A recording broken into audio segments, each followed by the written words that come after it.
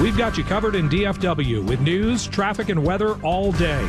News Radio 1080 KRLD. Your news continues. For Texans Can Cars for Kids, the officer who shot and killed over the weekend will face second-degree manslaughter charges. But how could this happen in the first place? Law enforcement expert Dr. Alex Del Carmen joins me on the KRLD Newsline.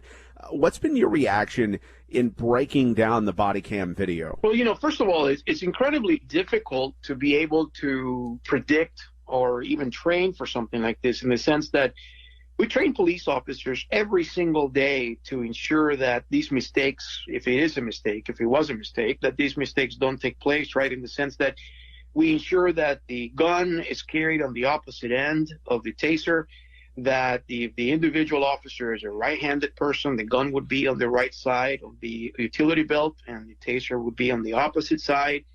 We make sure that the taser is of a very different color than the gun, and it actually has a different feel to it. It also has a different weight than a gun. So the idea is to train police officers to understand the differences between these two things, so that when something like this happens, they don't make the mistake of using one for the other. But sadly, in this case, that seems to be the case, and unfortunately, that has had incredible consequences, such as the loss of an innocent life.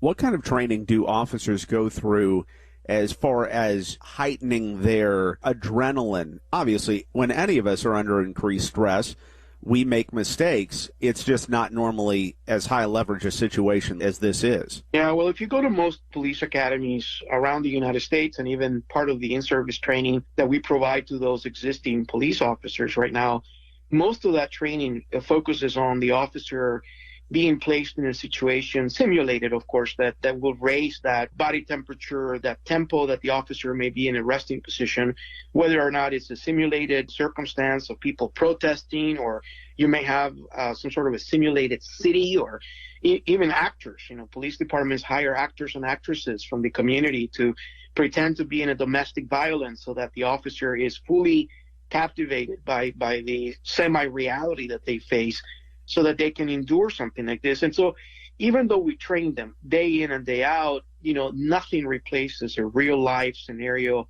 where, adrenaline is flowing, you've got 1,000 things going on at the same time.